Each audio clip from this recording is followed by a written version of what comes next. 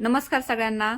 आजच्या व्हिडिओमध्ये बघणार आहोत इडली, सांबर आणि चटणी कशा प्रकारे बनवायची, कोणत्या प्रकारे मेजरमेंट घ्यायचं. तर व्हिडिओ पूर्ण बघा. इडलीसाठी लागणारे तांदूळ 4 वाटी घेतले मी मोजून. त्याच वाटीने 1 वाटी उडदाची डाळ आणि 1 वाटी पोहे घेतले. आता हे सर्व इन्ग्रेडियंट मी व्यवस्थित स्वच्छ धुवून घेते. हे मेजरमेंटनुसार जर तुम्ही घेतलात ना 100% तुमची इडली ही फुगणार आणि चवदार सुद्धा लागेल. नक्की एकदा तुम्ही ट्राय करा आणि व्हिडिओ आवडल्यास व्हिडिओ लाईक करा, शेअर करा आणि त्यासोबत सबस्क्राईब सुद्धा करा. आता हे आपण स्वच्छ पाण्याने 3 वेळेस धुवून घेतल्यानंतर आता आपण याला भिजत ठेवूया. कमीत कमी 7 ते 8 तास याला छानपैकी भिजत ठेवूया. मुलांसाठी हा एकदम परफेक्ट असा नाश्ता आहे. एकदा तुम्ही भिजवलात ना 2 दिवस आरामात तुमचे इडली आणि डोसा होऊन जातात. आता हे छानपैकी फुगले आहे आणि आपण याला मिक्सरमधून याला बारीक असं पेस्ट करून घ्यायची. पेस्ट करताना आपल्याला काय करायचं, थोडी दरदरी करायची, म्हणजे असं आपण जे बोलतो ना हाताला रवाळ रवाळ अशी लागते तसे आपण याला दळून घ्यायचं. आणि काय होतं, आपण तांदूळ, उडीद डाळ आणि पोहे जर एकत्र भिजत घातले ना तर दळताना सुद्धा आपल्या सोबत सोपे पडते. वेगवेगळे भिजत ठेवलेत ना तर ते याच्यातून हे मिक्स करा ते मिक्स करा, त्यापेक्षा हे एकच टाइम भिजत ठेवले तर एकदम इझी पडतं. तर आपण याला छानपैकी मिक्सरमधून व्यवस्थित दळून घेऊया. आणि दळताना त्याच्यामध्ये हलकंसं पाणी टाकायचं. कधी कधी काय होतं, खूप ड्राय होतं, मग ते मिक्सरमध्ये दळलं जात नाही. त्याच्यावरती आपण अर्धा कप असं लागेल तसं पाणी टाकायचं. लक्षात ठेवा, जास्त पाणी टाकायचं नाही, नाही तर काय होतं बॅटर पातळ होऊन जातं आणि मग इडलीसाठी ते बॅटर परफेक्ट असं होत नाही. आता तुम्हाला दाखवते मी. बघा, अशा प्रकारे का बॅटरची कन्सिस्टन्सी राहिली पाहिजे. नंतर काय होतंय, फुगून वरती आलत ना तर थोडं असं पातळ होऊन जातं. बघा, मी अर्धा डबा इडलीचं बॅटर केलं होतं, ते एकदम फुगून असं वरती फुल डबा झालेला. आता आपल्याला इडलीसाठी काय करायचं, त्यातलं नाही का तुम्हाला जेवढी क्वांटिटीमध्ये पाहिजे तेवढी तुम्ही पीठ साईडला काढायचं, त्याच्यामध्ये चवीनुसार मीठ टाकायचं. आणि बॅटर घट्ट असल्यामुळं याच्यामध्ये मी थोडं पाणी मिक्स करते आणि एकदम याला चांगलं फेटून घेते छानपैकी. आणि तोपर्यंत मी आता इडलीचं भांडं मध्ये पाणी टाकून पाणी गरम होण्यामध्ये ठेवते. आता इथे मी थोडासा लिंबू पिळला आणि त्याचं जे आहेत ना फोड ती पण टाकून दिली.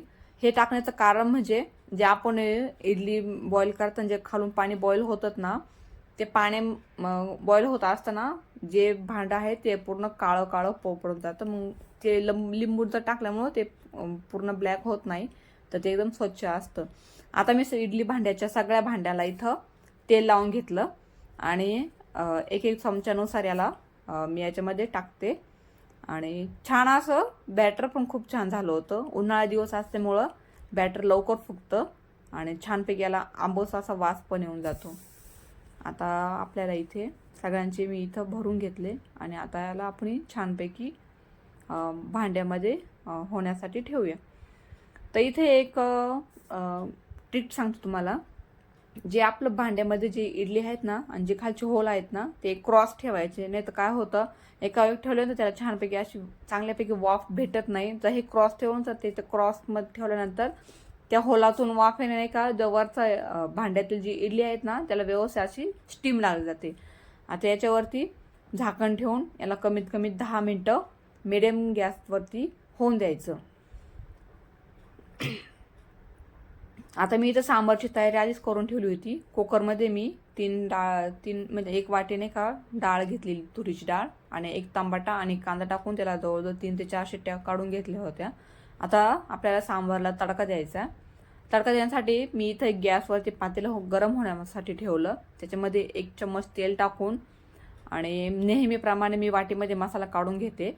तर 2 चमचे सांबार मसाला काढला, 1 चमचा धना पावडर आणि 2 चमचे लाल तिखट टाकलं आणि सोबतच थोडी हळद सुद्धा टाकली. आता जे सांबार बनवण्यासाठी पातेल्यामध्ये तेल गरम झालं त्याच्यामध्ये मी अर्धा चमचा मोहरी टाकली, 4-5 कढीपत्त्याचे पाने टाकले आणि जो मसाला मी वाटीमध्ये साईडला काढून ठेवला होता ना तो मी टाकून दिला याच्यामध्ये.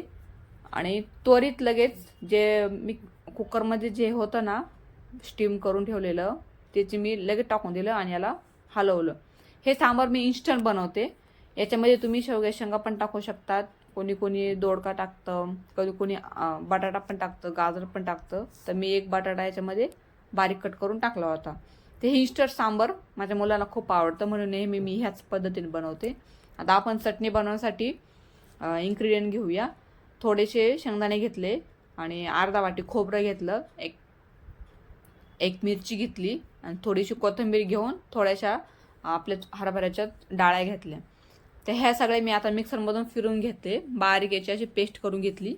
त्यासाठी आता चटणीला तडका देण्यासाठी मी छोटंसं पातेलं ठेवलं गॅसवरती गरम होण्यासाठी. तेल टाकून त्याला मोहरीची फोडणी दिली आणि थोडा कढीपत्ता टाकून तडका देण्यासाठी लगेच आपण आता जी चटणी मिक्सरमधून काढून घेतलीत ना बॅटर, ती चटणी पूर्ण टाकून देऊया आणि गॅस कमीच ठेवायचा आणि सोबतच थोडं पाणी टाकून याला चवीनुसार मीठ टाकून याला उकळी काढायची. याला जास्त शिजून द्यायचं नाही.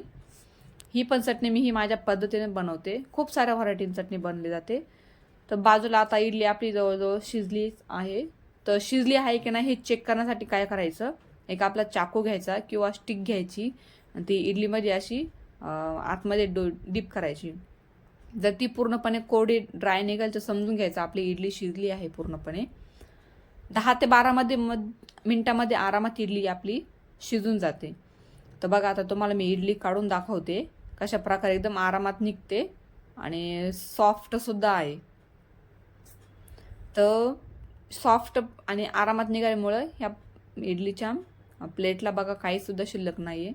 तुम्हाला दाखवते मी किती एकदम स्पंजी आणि व्हाईट कलरसुद्धा पूर्ण प्रॉपर व्हाईट आहे हिला आणि एकदम छान अशी टेस्ट पण खूप छान राहणार आहे.